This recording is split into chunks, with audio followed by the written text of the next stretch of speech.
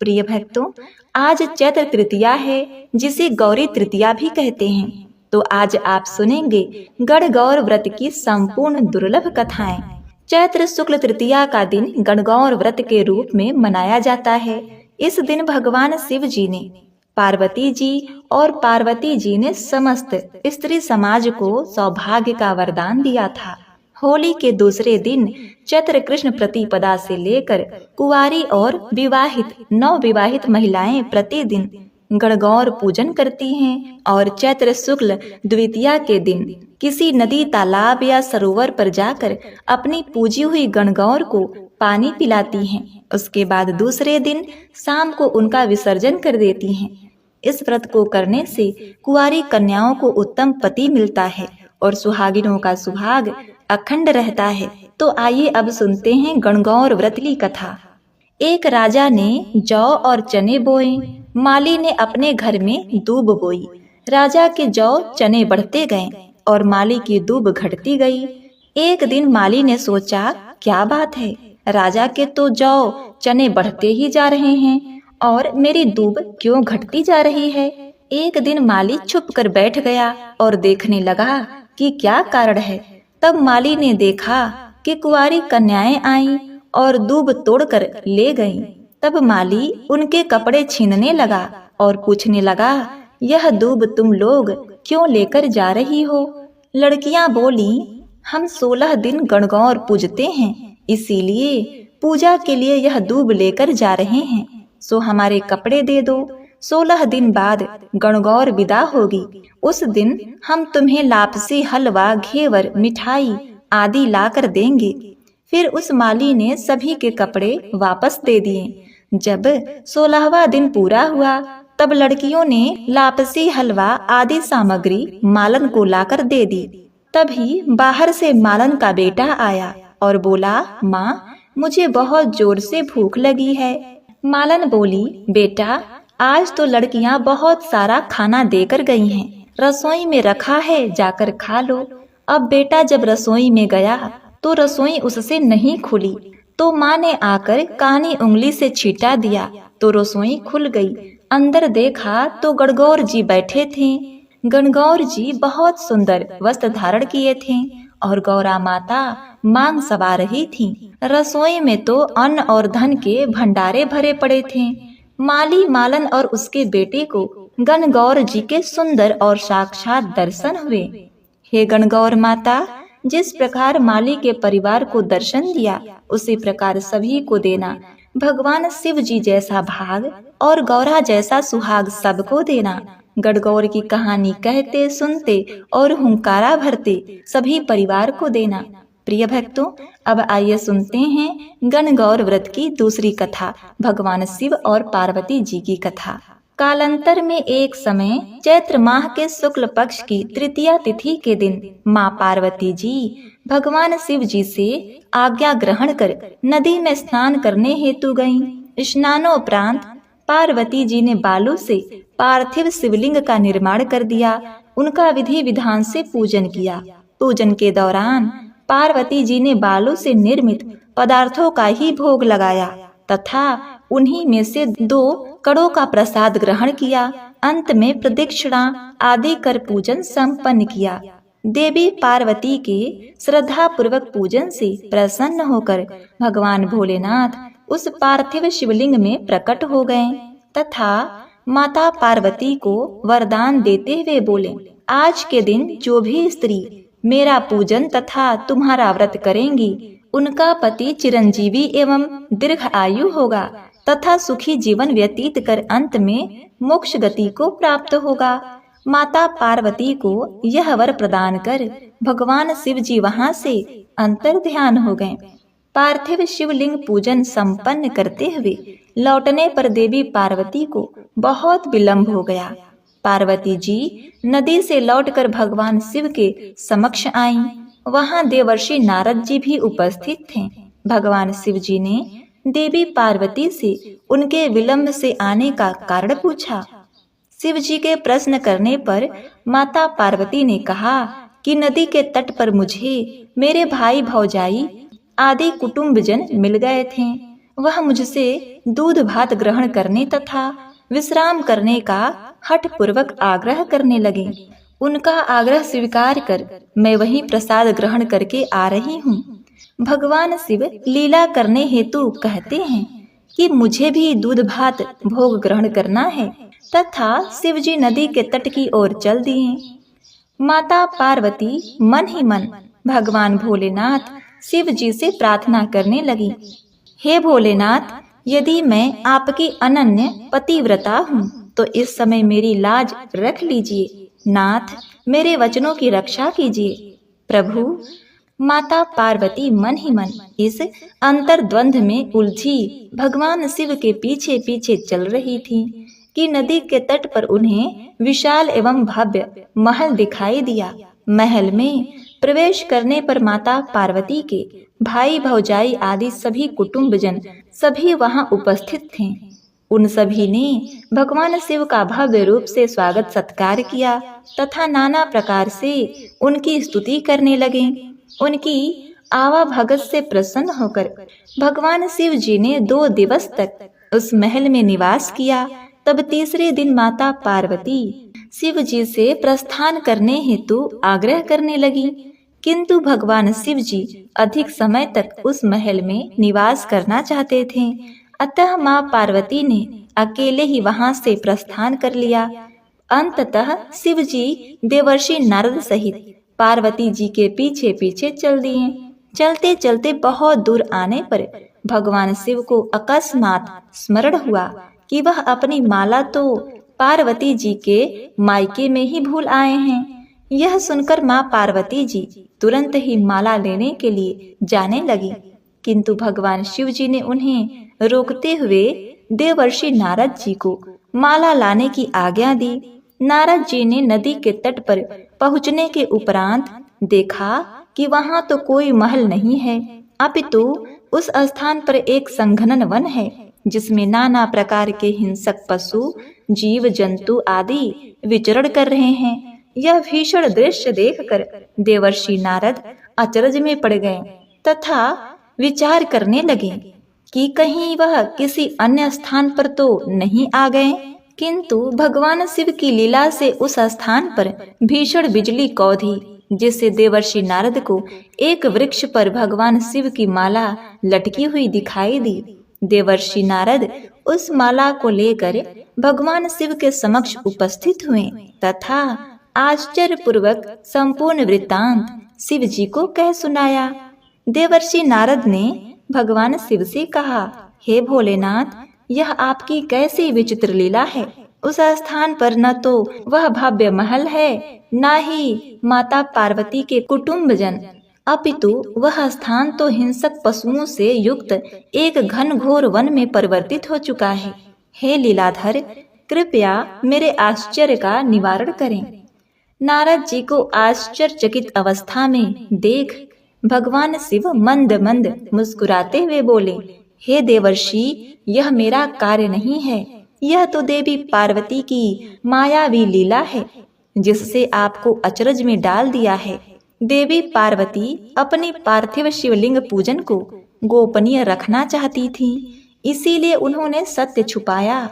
भगवान शिव जी के वचन को सुनकर माँ पार्वती ने कहा, हे स्वामी, मैं किस योग्य हूँ, यह तो आपकी ही कृपा दृष्टि का फल है। भगवान शिव जी एवं देवी पार्वती की लीला को देखकर देवर्षि नारद बोले, हे माते, जगत जननी, आप पतिव्रताओं में सर्वोच्च हैं। आपके पतिव्रत की प्रभाव से ही यह लीला संपन्न हुई है। संसार की स्त्रियों को आपके स्मरण मात्र से अटल सौभाग्य की प्राप्ति होती है। आपसे ही समस्त सिद्धियां उत्पन्न होती हैं तथा आप में ही विलीन हो जाती हैं। अतः आपके लिए यह लीला रचना क्षण भर का ही कार्य है। हे माँ, गुप्त पूजन साधारण पूजन से अधिक फलदायी एवं प्रभावशाली होता है। अतः मैं यह आशीष प्रदान करता हूँ कि जो भी स्त्रियां गुप्त रूप से पति की पूजा अर्चना करके उनके निमित्त मंगल कामना करेंगी, भगवान शिव की कृपा से उन्हें दीर्घ आयु एवं पति पुत्रादि की प्राप्ति होगी। भगवान शंकर पार्वती जी एवं नारद जी के साथ भ्रमण करने हेतु चल दिए। वे चलते चलते चैत्र शुक्ल तृतीया को एक गांव में पहुँचे। उनका आना सुनकर गांव की निर्धन स्त्रियां उनके स्वागत के लिए थालियों में हल्दी अक्षत लेकर पूजन हेतु तुरंत पहुंच गईं। पार्वती जी ने उनके पूजा भाव को समझकर सारा सुहाग रस उन पर छिड़क दिया। वे अटल सुहाग प्राप्त कर लौटी। धनी वर्ग की स्त्रियां थोड़ी देर बाद अनेक प्रकार के पकवान सोने चांदी की थालों में सजाकर पहुंची। इन स्त्रियों को देखकर भगवान शंकर ने पार्वती जी से कहा, देवी, तुमने सारा सुहाग रस तो निर्धन वर्ग की स्त्रियों को ही दे दिया, अब उन्हें क्या दोगी? पार्वती जी बोली, प्राणनाथ, उन स्त्रियों को ऊपरी पदार्थों से बना रस दिया गया है, परंतु मैं इन धनी वर्ग की स्त्रियों को अपनी उंगली चीर कर रक्त का सुहाग रस दूंगी, जो मेरे समान सौभाग्यशाली हो जाएंगी। जब इन स्त्रियों ने पूजन समाप्त कर लिया, तब पार्वती जी ने अपनी उंगली चीर कर उस रक्त को उनके ऊपर छिड़क दिया। जिस पर जैसे छींटे पड़े उसने वैसा ही सुहाग पा लिया। उसके बाद पार्वती जी अपने पति भगवान शंकर से आज्ञा लेकर नदी में स्नान करने चली गईं। स्नान करने के पश्चात बालू की शिवलिंग की मूर्ति बनाकर पूजन किया, भोग लगाया तथा प्रदक्षिणा करके 2 कड़ों का प्रसाद खाकर मस्तक पर टीका लगाया। उसी समय उस पार्थिव शिवलिंग से शिव जी प्रकट हुए तथा पार्वती जी को वरदान दिया कि आज के दिन जो स्त्री मेरा पूजन और तुम्हारा व्रत करेंगी, उनका पति चिरंजीवी होगा तथा मोक्ष को प्राप्त होगा। भगवान शिव वरदान देकर अंतर ध्यान हो गए। तभी से महिलाएं गणगौर व्रत विधि पूर्वक करती आ रही हैं। तो प्रेम से बोलिए नमः पार्वती पते हर हर महादेव। अब आइए सुनते हैं भगवान श्री गणेश और तपसी लपसी की कथा। सुनते हैं प्रथम पूज्य श्री गणेश जी की कहानी। एक समय की बात है, एक गांव में एक भाई और बहन रहा करते थे। बहन का नियम था कि वह भाई का मुंह देखकर ही खाना खाती थी। रोज उठती, घर का जल्दी जल्दी काम करती और भाई का मुख देखने जाती। रास्ते में खेजड़ी के झाड़ के नीचे विनायक जी महाराज की मूर्ति तुलसी माता हरी भरी थी। पथवारी दही दूध में हिटकोले ले रही थी। ऊपर सूरज भगवान तप रहे थे। वह भाई का मुंह देखने जाती और कहती, हे भगवान, मुझे अमर सुहाग और अमर पीहर देना। और आगे रास्ते में जाते जाते उसके पैर में कांटे चुभते। घर गई तो भाई का मुंह देखा और भाभी ने बैठने के लिए कहा। भाभी बोली, ननद जी, आपके पैर में ये क्या हो गया है? ननद बोली, रास्ते में झाड़ के कांटे चुभ गए हैं। ऐसा कहकर वो वापस अपने घर आ गई।